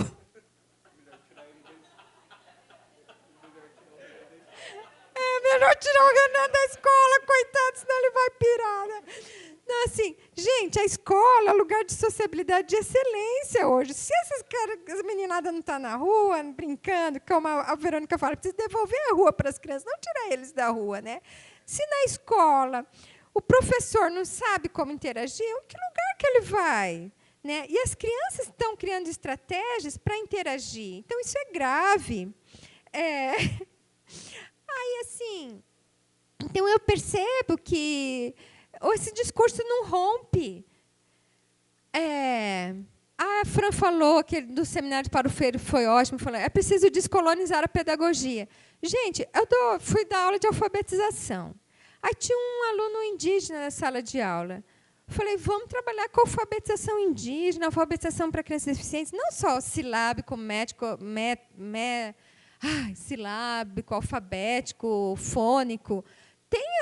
A gente tem que ensinar isso para o aluno, mas e agora os outros métodos que existem dessas comunidades também? Aí eu falei, Alexandre, para o aluno indígena, que bom, né? Você vai poder se formar, fazer a pedagogia, dar aula com o método bilíngue. Ele falou, professora, eu dei 7 anos a aula do método bilíngue. Eu não quero ser mais professor, não, eu quero ser coordenadora. Eu, putz, grila, que vergonha, Alexandre. As pessoas não falam, né? A gente subjuga. Outra coisa, a pedagogia, o próprio currículo. Isso eu aprendi muito com o Roberto Cid na Bahia. Esse currículo eurocêntrico, né? Todo mundo sabe a história do Chapeuzinho Vermelho, mas ninguém sabe a história da Agrália Azul, no Paraná, por exemplo. As cidades todas têm nomes indígenas, Curitiba, Ivaí, Ivaiporã, Guarapuava. Ninguém sabe de onde vem. E o Paraná é considerado um estado europeu. No entanto, é um estado extremamente indígena, né? A gente tem que inverter essa lógica. Nájila, quando a gente estava discutindo a questão da vacinação lá, da menininha, ela falou a discussão sobre a imunização de crianças, né, de vacinas, que eles fazem um projeto de pegar as carteiras de vacinação das crianças e ver se elas estão sendo vacinadas ou não, discutir a importância sobre isso e tal. E aí a Nájila falou, a escola tem resistência de assumir a questão do social. Isso fica mais para a educação infantil. Para o ensino fundamental, a escola fala assim, como eu tenho que pegar a carteira de vacinação? Isso não é problema meu, isso não é comigo. Eu fui diretora de creche, gente. Se uma criança tiver cachumba, no outro dia, tá todo mundo com cachumba, a universidade inteira. Isso é muito sério. E um dos direitos que são mais garantidos no Brasil são as campanhas de vacinação. Isso a gente tem que tirar o chapéu. Podem acontecer problemas? Podem, mas foram os direitos garantidos. E aí a Nájila falou, prioriza o pedagógico como se o social não fizesse parte do pedagógico. Nájila, ela fala, não tem que ter curso de educação social. A pedagogia precisa se abrir para o novo, para os alunos. É difícil definir o que nos forma na educação social. Na universidade existem as teorias bem aceitas e as outras. Bruna, muitos profissionais não se afetam com os problemas dos alunos. Antônio, ontem, tentei resumir. É preciso ter cuidado na formação de nível técnico para o educador social, assim, e também o problema de gerar divisão do trabalho. Aquele tem ensino superior e outro que vai um nível técnico. A educação social não vai ser redentora dos problemas do mundo, mas é preciso romper com assistencialismo e caridade, precisa buscar a profissionalização, né? E aí, as provocações, né? Aquela questão, não sei trabalhar com crianças deficientes. Aí a Nájila deu na discussão de ontem, ela falou, olha, gente, nós estávamos em 7. Ela, quer saber? Nós temos que ser preparados para lidar com gente. Eu achei essa fala fantástica, o grupo foi ótimo, né? Assim, aí ela falou, gente, na universidade, um professor passou um filme legendado para uma pessoa cega. Ela falou, a pessoa cega é ele. Então, assim, ó, gente, o curso de pedagogia tem que lidar com gente pobre, gente rica, gente branca, negra, japoneses, indianos, latino-americanos, ciganos, tem que lidar com todo mundo, né? E aí, considerações finais, mais ou menos. E aí eu penso, né, não é uma questão de isso ou aquilo. Eu penso que tem que ter formação superior, sim, até pela questão da maturidade, da experiência. Mas, assim, por que não formar bons profissionais no curso de pedagogia e licenciaturas, inserindo a diversidade? Vamos fazendo. A gente está tentando essas diretrizes, é meio porcaria assim, mas é o que tem para hoje. Se não tem tu, vai tu mesmo, como dizem, né? Então, vamos tentar fazer isso. E criar também um curso de educação social e ter tudo ao mesmo tempo, né? E aí, isso é um movimento social. E não dá para a gente ficar brigando, a gente tem que se unir. Claro, a questão do técnico é complicada, mas não é pagar um ou outro. Vamos tentando se organizar, porque somos nós que estamos aí buscando, né? E, gente, eu sei que eu passei do tempo, tal, mas era isso que eu queria falar. Muito obrigada.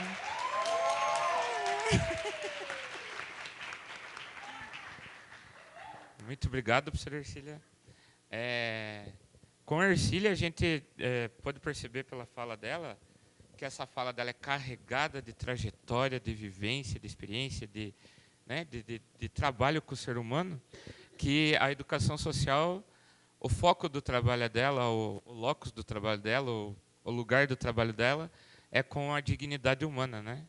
E para tornar visível, né, as pessoas que estão nessa invisibilidade, e eu aprendi esse conceito com a Ercília, né? Ela sempre trabalhou com essa lógica, né, de tornar os grupos visíveis, né, de trazer à tona esses grupos que parecem que não existem, né? E isso acho que o nosso que fazer da educação social é justamente isso, que todos existam nesse mundo, né, que todos estejam aí, e por isso, com essa perspectiva, a Ercília trouxe para nós alguns conceitos de que, por meio da trajetória dela, ela pode construir uma reflexão, né, e assim aprofundar na concepção ela está tentando entender, né, traz para a gente a vulnerabilidade como um elemento. Outro conceito que não sai da minha cabeça quando eu vejo a discussão que a Ercília traz é o conceito de exclusão, que, na verdade, não é considerado um conceito, né, porque, como a Ercília traz ali, ela problematiza a existência, né, de vários grupos e explica de onde eles são. Só que se a gente trabalha com o conceito de exclusão, o Robert Castro que explica isso, a gente fala na exclusão social. É tão comum a gente falar esse termo, está excluído socialmente, a gente está contribuindo para dizer que esses grupos não existem, porque excluído da sociedade, então tu está fora dessa sociedade.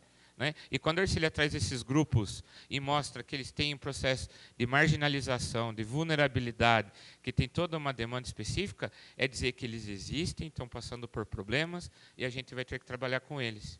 E agora, né, a gente vai abrir... agora eu vou abrir para a pergunta, e a Fran já se inscreveu. Né? A Fran vai fazer agora uma questão para a Ercília. Tá bom? Fran, você quer sentar aqui? Acho que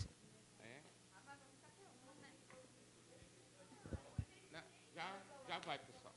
Então, Ercília, eu queria te agradecer pela sua fala. Né? A Ercília falou que era para eu ficar lá dormindo, mas eu falei que eu queria vir escutar ela falar. E aí você fala tanto da questão do sujeito social, né? E quem é o educador social. E você foi uma educadora social para a gente. Eu vou chorar. Você foi uma educadora social para a gente. Eu acho que, de uma forma ou outra, academicamente, não sei se essa é a palavra, o grupo que você acolheu, num primeiro momento, foi excluído pelas escolhas teóricas e acadêmicas que fez, né? E você foi acolhendo. Eu queria chamar os orientandos da Ercília para sentar aqui na frente, porque a gente separou as fotos que você queria e a gente queria que você visse a nossa trajetória, que começou aqui, gente. Há 10 anos atrás, né? Não vai ter pergunta, viu? Não vai, é só essa.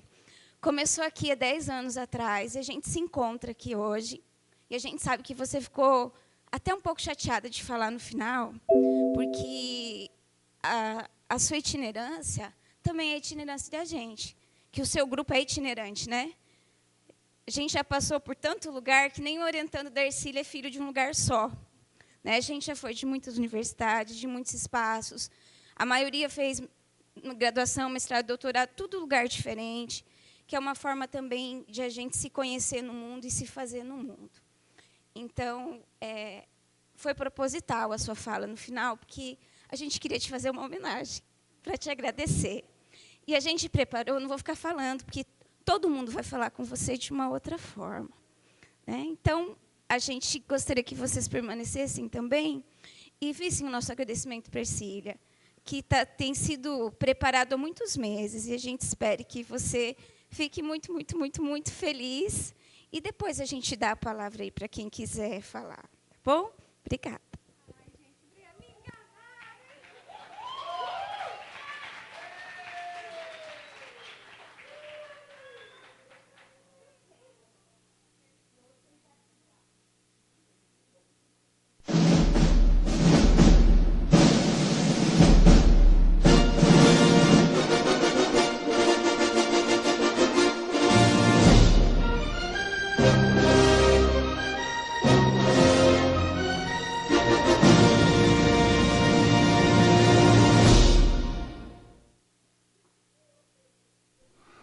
Che sono su Gabi.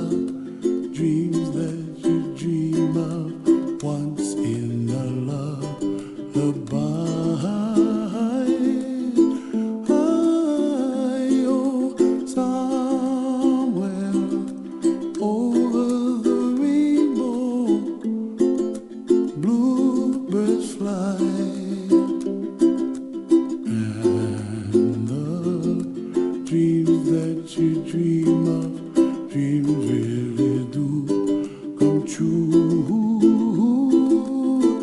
Ooh, someday you wish upon a star, wake up where the clouds are far behind me,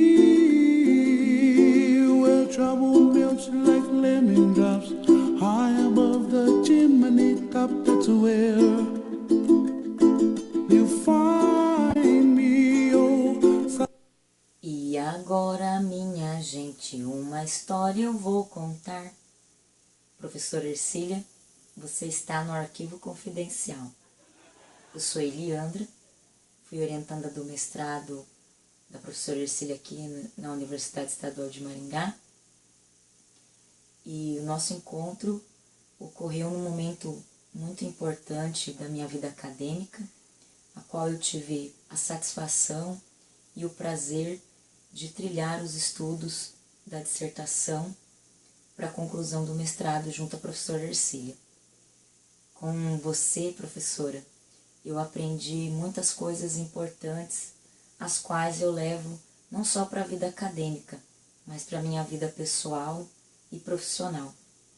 Quero lhe dizer do quanto você é importante para mim em uma palavra, que é agregar. Com o seu jeito de ser, você agrega pessoas, agrega valores e muito conhecimento. Um conhecimento por meio da pesquisa, com rigor teórico, que requer os estudos aos quais a senhora se envolve, envolvendo pessoas, agregando valores, sentido e significado para aquilo que fazemos. Então, professora Ercília, hoje meu desejo é de que a senhora sempre permaneça essa pessoa humana, amorosa e que agrega e que continue sempre agregando. Hoje eu não posso estar aí, mas espero muito em breve poder abraçá-la e retribuir por meio desse abraço toda a minha gratidão. Um beijo e até breve. Te adoro.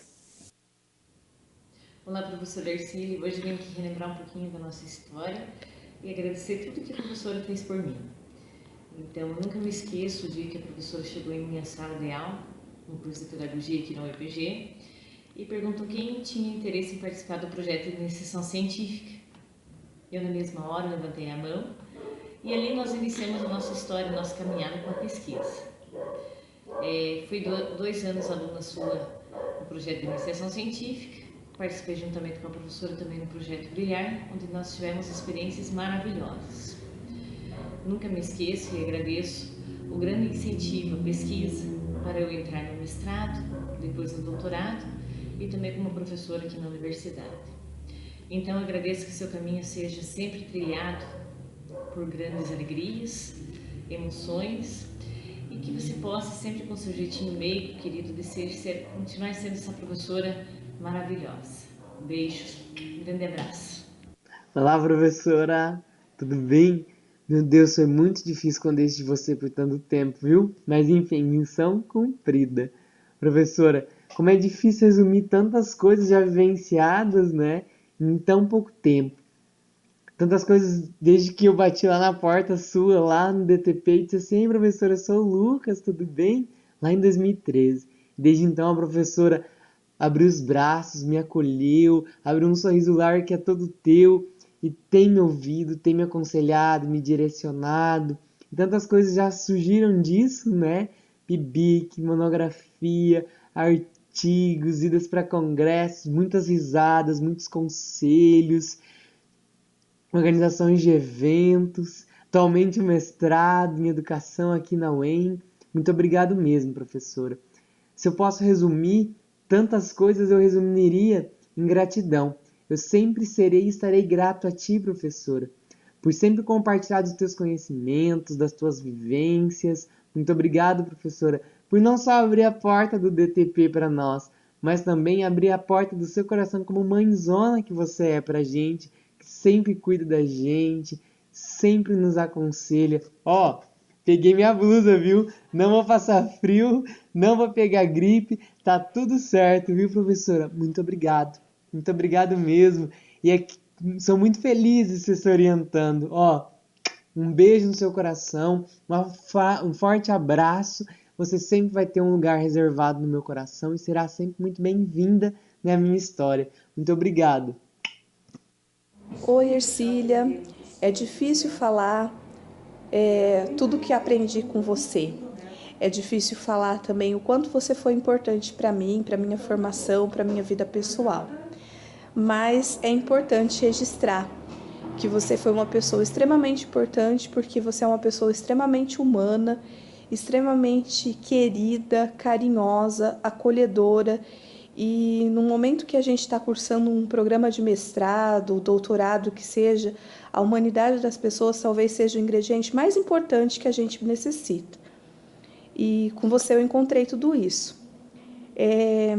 Também, além de todo o lado humano, carinhoso e tudo que a gente vivenciou junto, foi extremamente importante o tempo que a gente passou junto na UEPG para a construção de amizades, parcerias, laços que perduram até hoje. Seja com o Érico, com a Franciele, com a Paula, com a Elismara, com a Cris, com todo mundo que a gente conviveu. E é por isso que eu acho que vale a pena lhe falar um muito obrigado. A minha vida não seria a mesma que é hoje se eu não tivesse conhecido você. E acredito que a vida de cada um dos colegas também não. A educação social, a pedagogia social, a pedagogia hospitalar agradece tudo que você fez por nós e tudo que você tem feito por elas.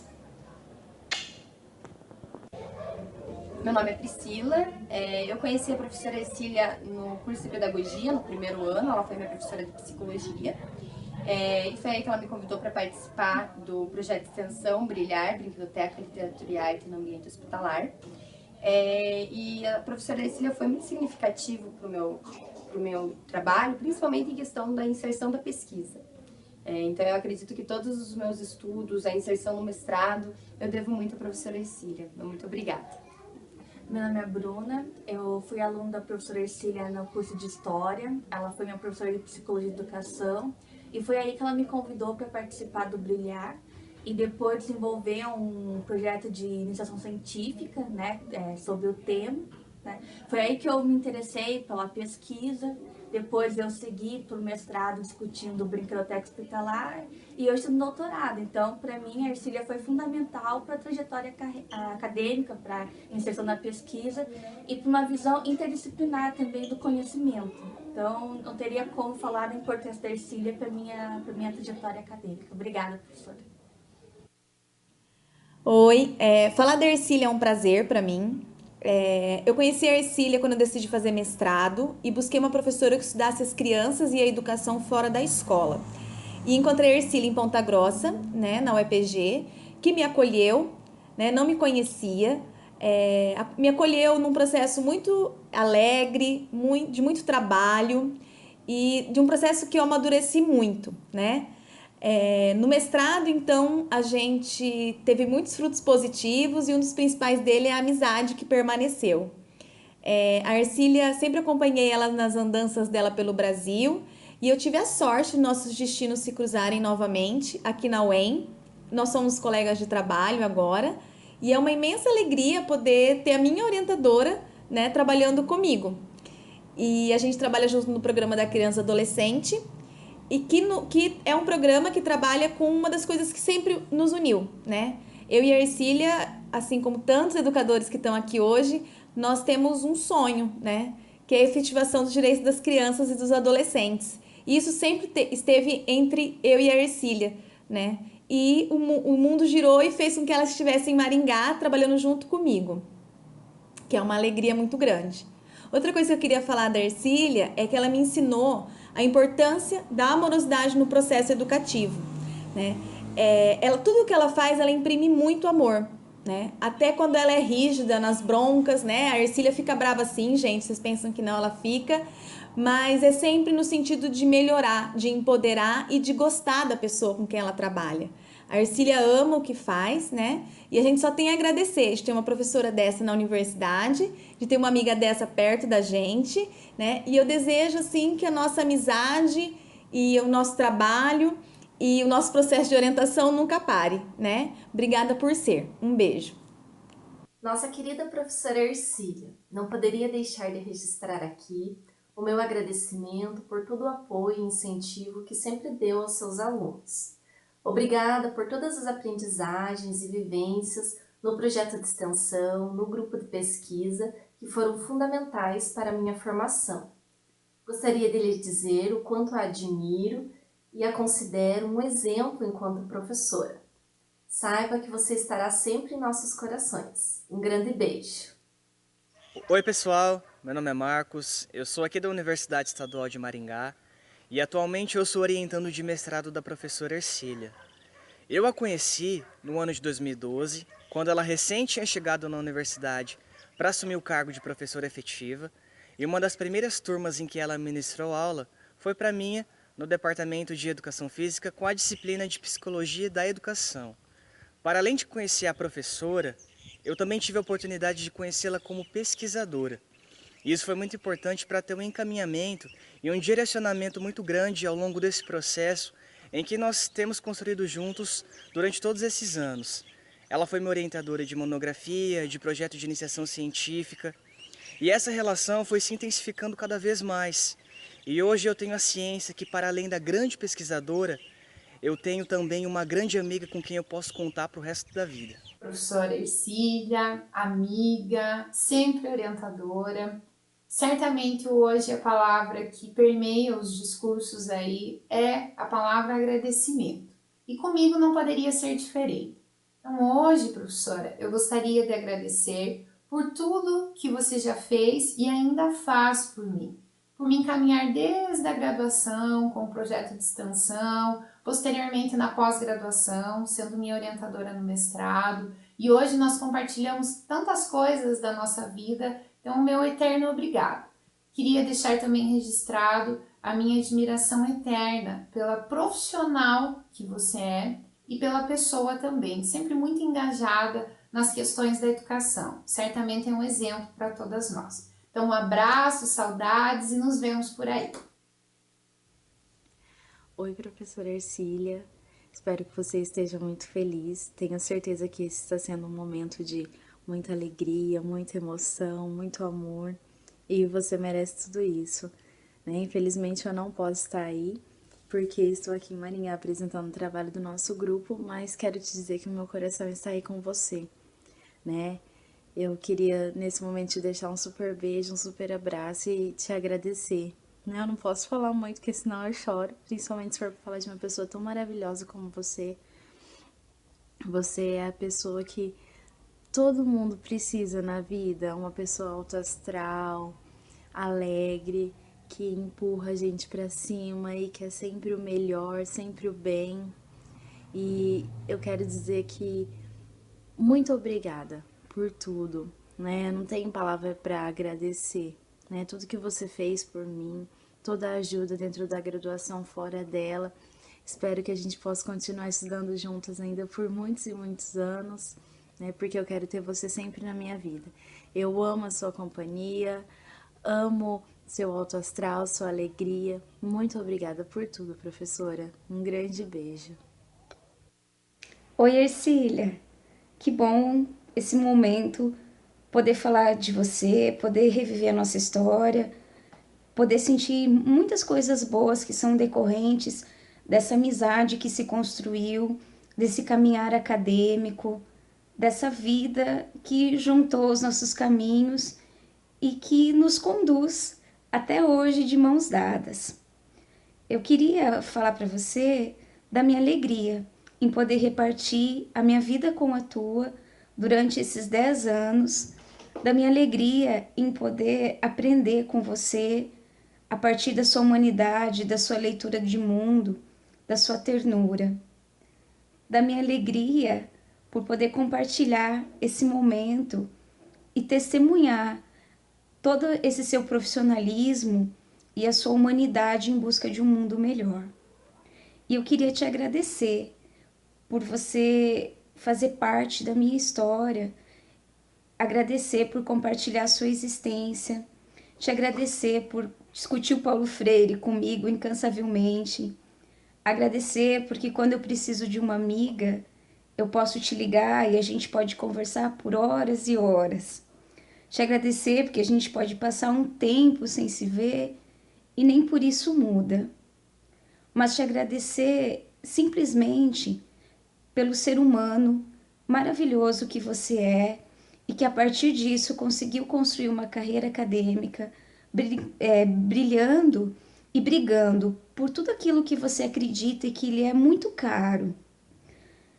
Amiga querida, aproveita essa homenagem, aproveita essa festa, que é para você, é por você, e foi a partir das suas discussões que esse cenário conseguiu ser construído nessa universidade.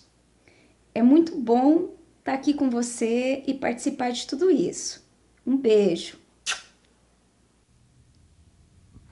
Oi, Ercília, tudo bem? Então, garanto que você não esperava por essa, né? A gente conseguiu fazer essa homenagem para você. Pode perceber que todo o evento Eduso Paraná, seus ex-orientandos e atuais orientandos estão ajudando de alguma maneira. Percebeu isso? Essa já fazia parte da sua homenagem, que agora estamos aí podendo, né, celebrar esse evento com muita alegria e com muita gratidão por você. Quero registrar que desde aquele dia que fizemos nosso projeto de iniciação científica dentro do carro, embaixo de temporal, lembra? Que a gente conseguiu com sucesso depois de ser aprovado aquele projeto. E aí eu comecei a estudar a área da pedagogia social, da educação social. Tivemos o nosso prêmio lá na Universidade de São Paulo, né? E com você eu tive muitos aprendizados. Aprendi a ser aluno, ser orientando, aprendi que a nossa profissão como professor envolve muita luta também, e você é um referencial, é uma alegria, eu tenho muita gratidão por ter sido seu orientando, né? Agora estamos aí aprendendo a ser colegas, e com isso podemos ainda, espero que com isso a gente tenha muito para crescer, e muito para produzir pela frente, que venham outros eventos, que venham outros livros, que venham toda uma produção de pesquisa em conjunto. E eu tenho muita gratidão pela sua pessoa, por todos os seus ensinamentos, e que hoje seja um marco, né, um tempo especial, um marco histórico, né, na sua trajetória como nossa orientadora, nossa mestre, nossa doutora, e que a gente possa ainda trilhar muitos caminhos juntos. Muito obrigado, Ercília, por tudo. Um forte abraço, com muita gratidão.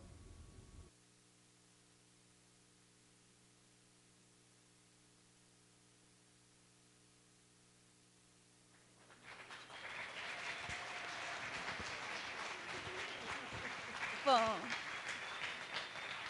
Ercília, esse é o nosso presente para você.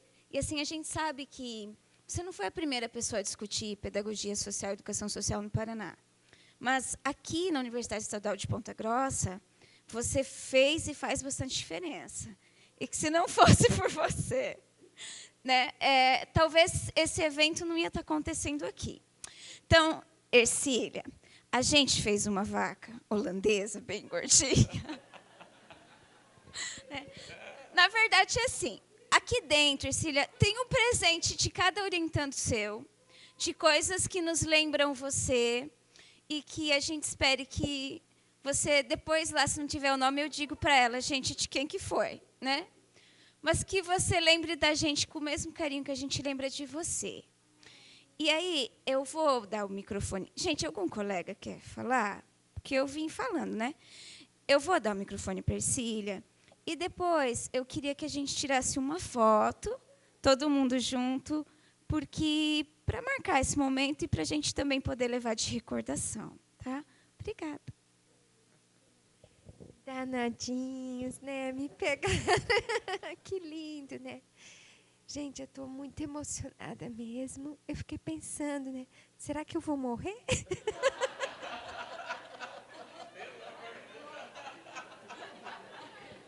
Porque essas coisas, né?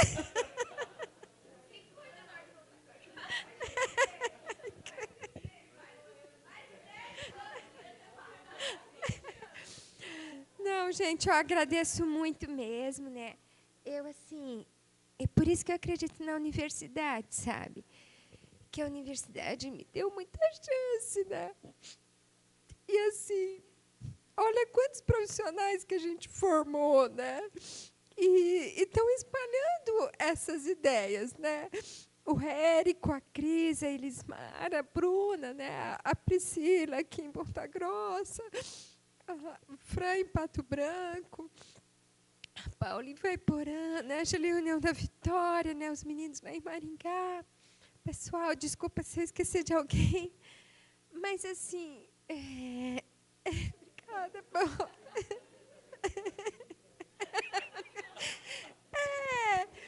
E assim, né, gente? Eu tive anos muito difíceis. Mudar de universidade para minha carreira foi péssimo. Eu perco muito dinheiro. Eu me lasquei. Vou ter que trabalhar mais para me aposentar, ter o salário que eu poderia estar ganhando há muito tempo.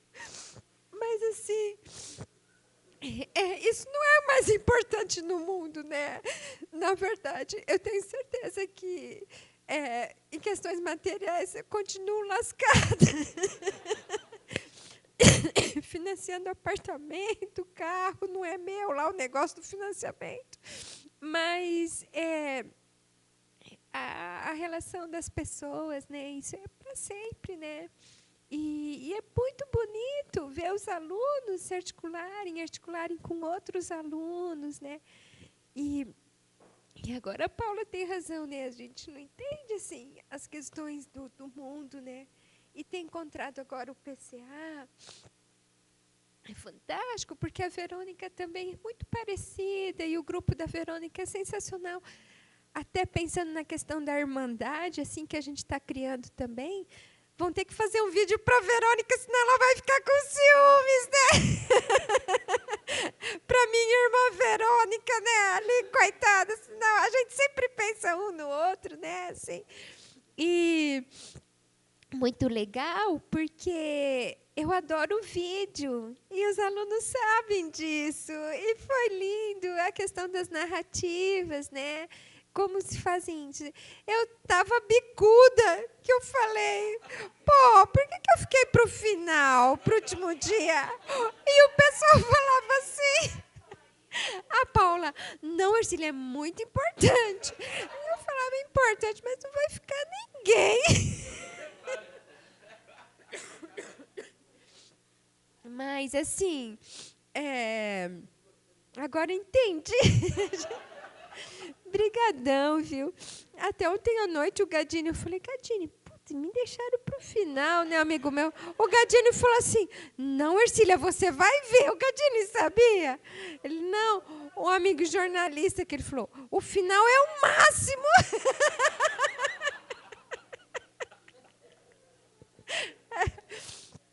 E assim, é ótimo porque a gente se sente empoderada mesmo, né? Para voltar, continuar. Estou muito feliz, agradeço mesmo, gente, brigadão. E assim, não eram tantas pessoas, não tinha um auditório lotado como a abertura. Mas, para mim, as pessoas que ficaram fazem a diferença. Todo mundo que está aqui ficou no final, né? E muito obrigada mesmo.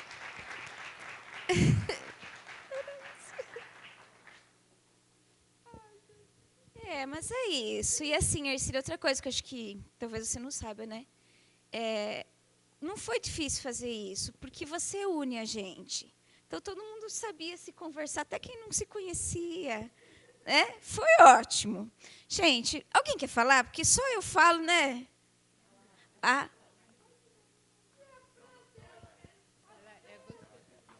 Gente, eu sempre quis fazer isso. Quer mandar um beijo para quem? A Fran, ela não tem um rim, né? Depois do mestrado e tal, ela acabou... Ela falou, o que eu fiz, coitados dos meus alunos, né? E ontem ela passou super mal. Eu fiquei preocupada. Eu falei, nossa, e agora? Daí eu tinha que vir, eu queria vir. Não estava preocupada. Eu falei, Fran, fica aí, não vai lá, não. Aí ela falou, eu falei, putz, eu queria tanto juntar as fotos e tal. Não, eu vou fazer aqui. Eu falei, gente... Essa aluna aqui ficou lá meia hora, fez tudo isso. Não, tô brincando. Mas ela já sabia. Ela falou, não, vou juntar todas as fotos, fazer um vídeo. Não, quem fez o vídeo, gente, foi a Eliandra. né, que não pôde vir. E aí todo mundo se ajudou para juntar tudo.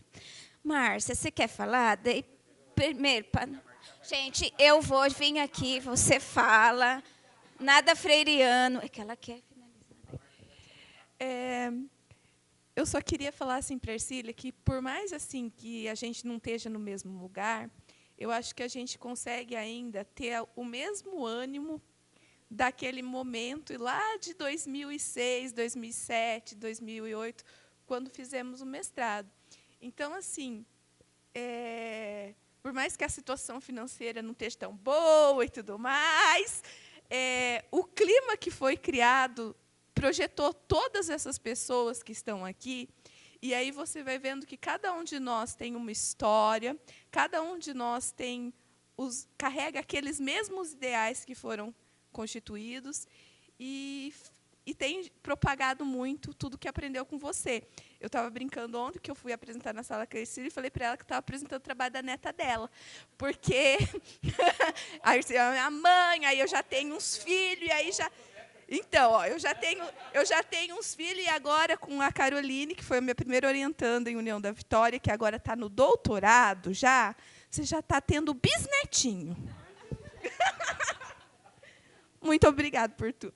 Legal, obrigada a você, gente. Não, então, até o pessoal fala assim, né, que eu tô... Isso é um pouco uma transferência, é meio complicado isso, né, mas assim, sem família, então... Mas a gente vai criando outras famílias, né? E por que aquele conceito tradicional de família? E assim, né? Os meninos falam que eu brinco muito, né? Quando a gente vai para congresso e tal, né? Eu falo, pegou blusa, pegou. Ele, pô, professora, a gente se livrou da mãe, pegou a senhora. Mas é muito legal.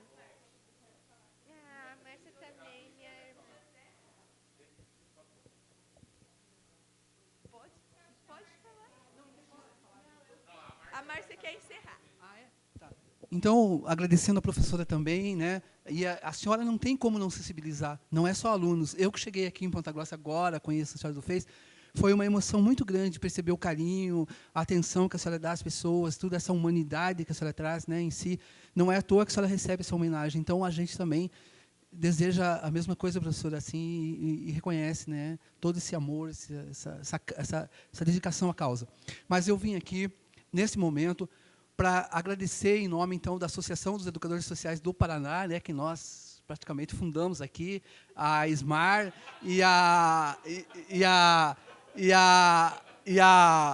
você desculpa, mas, né, e a SMAR e a Screen estamos aqui, mas a gente queria, nesse momento, agradecer ao professor Érico e homenagear ele de uma forma muito modesta, nossos colegas, e a professora Márcia, né, e gostaríamos que o professor Érico levasse ao reitor da universidade, que nós estamos muito agradecidos e muito felizes de estar aqui. E eu vou contar um segredo para vocês. Eu não me formei nessa universidade, mas eu fui calouro dessa universidade, fui acadêmico dessa universidade.